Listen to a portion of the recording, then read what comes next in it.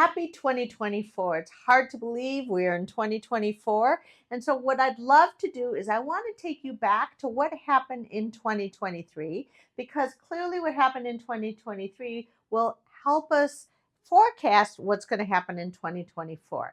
So, I'm going to take you back and then stay tuned to the end because I'm going to give you my crystal ball projections for 2024. So, let's talk about 2023. We ended up selling 1,634 homes in Conejo Valley, which includes Agora, Westlake, Oak Park, Thousand Oaks, and Newberry Park.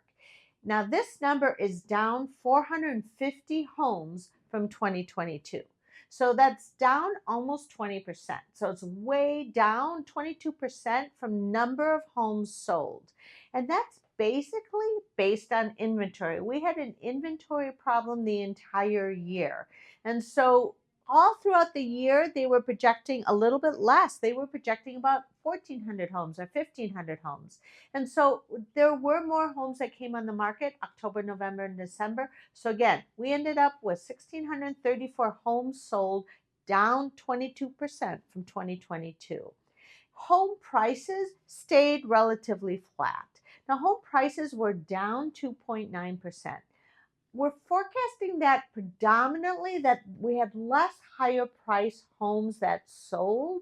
So therefore home prices came down 2.9%.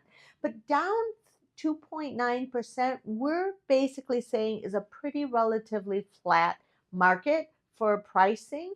Given the high interest rates, that's a pretty good prices held in the Conejo Valley. As far as days on market, it was actually 11 days faster than 2022.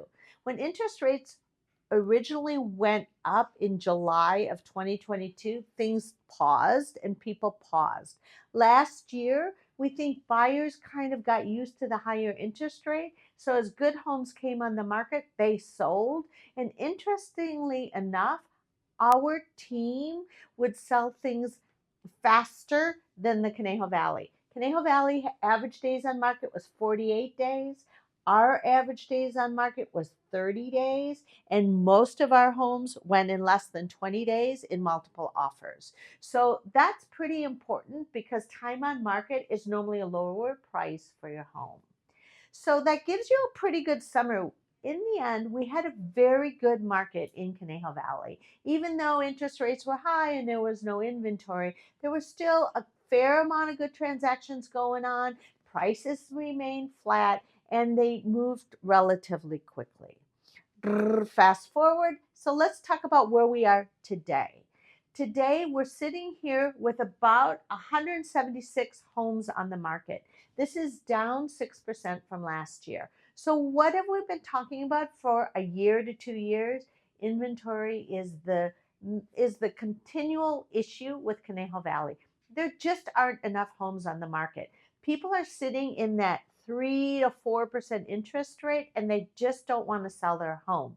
So there's going to be a time when interest rates come down that people will start moving up and moving a little bit more voluntarily versus now it's more of a lifestyle choice, a need to move. And those are the people that are listing their homes. So inventory, if you want to sell your home, inventory is an issue. There just isn't enough inventory on the market. We currently have 103 homes under contract. So coming out of the holidays, that's actually a very good number. Interest rates peaked down just a little bit right around the holiday time period, and we started seeing buyers coming back out. We have a lot of buyers sitting on the sideline. So as soon as those come off the fence, we're going to start seeing the multiple offers. So let's talk about my crystal ball for 2024. Now, I don't really have a crystal ball, but I do have about 20 years of experience. We were the #1 team last year, so that just means our finger is on the pulse. We're very active with buyers and we're very active with sellers. Now, based on everything I'm reading, I follow economists, I follow a lot of people who are predicting what's going to happen, and basically everybody's saying it's going to match 2023.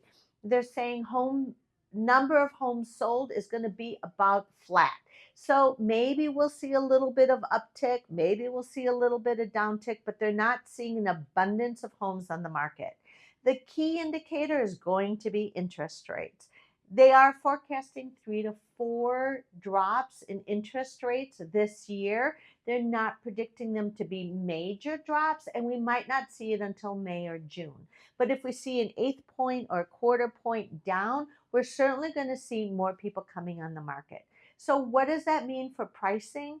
I think what it'll mean is for every buyer that's sitting on the sideline waiting for interest rates to drop, if interest rates drop a half a point or a point, or we get into the low sixes or high fives, the multiple offers are going to come back unless we see more inventory.